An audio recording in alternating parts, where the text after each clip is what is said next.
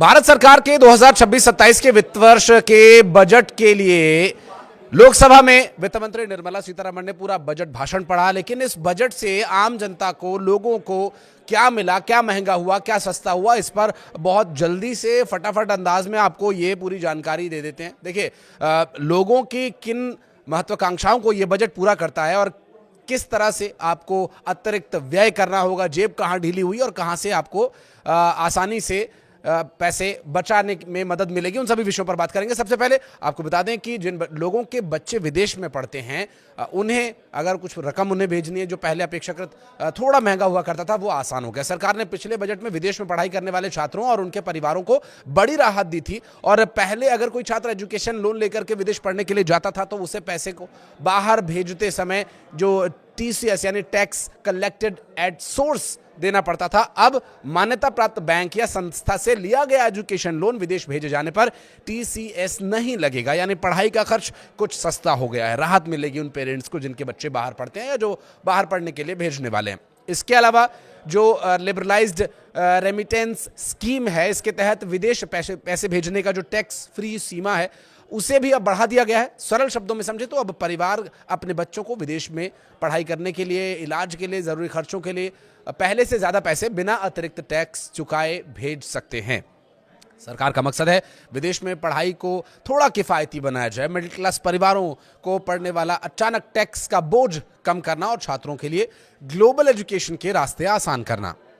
इसके अलावा bio pharma शक्ति योजना की शुरुआत की गई है, शुरुआत करने की घोषणा की गई, माफ कीजिएगा। और इसके तहत केंद्र सरकार ने आने वाले 5 वर्षों में 10,000 करोड़ की राशि निर्धारित की है। इसके लिए सरकार के इस ऐलान से कुछ जरूरी दवाइयां सस्ती होंगी, खासतौर पर शुगर यानी डायबिटीज की, और जो एक गंभीर बीमारी की समस्या कैंसर बना हुआ है भारत में, उन की दवाइयों को भी सस्ते दामों पर खरीदा जा सकेगा। इससे मरीजों और उनके परिवार के लोगों के ऊपर जो अतिरिक्त खर्च पड़ रहा था वो अपेक्षाकृत कुछ कम होगा, इलाज थोड़ा आसान होगा।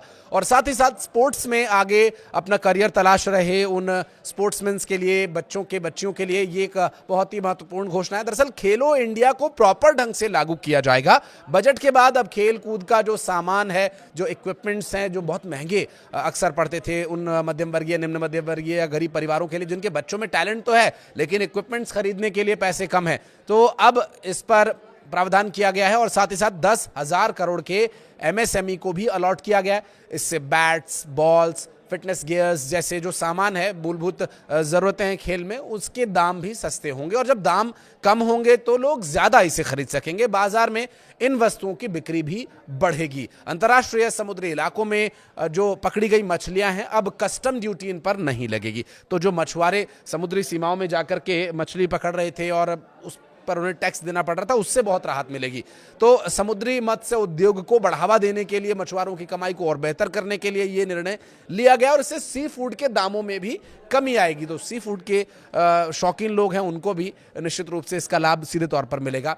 इसके अलावा चमड़े के निर्यात को बढ़ाने के लिए कुछ जरूरी कच्चे माल और उत्पादकों के आयात पर ड्यूटी फ्री करने का प्रस्ताव दिया गया है। इससे भारतीय लेदर प्रोडक्ट्स की लागत घटेगी, अंतर्राष्ट्रीय स्तर में बाजार में ज़्यादा प्रतिस्पर्धी तरीके से आप सामान बेच सकेंगे। अगर आप लेदर बैग्स या चमड़ा उद्योग से जुड़े हुए हैं तो लेदर बैग्स, जूते, बेल्ट और अन्य चमड़े से बने सामान और सस्ते होंगे।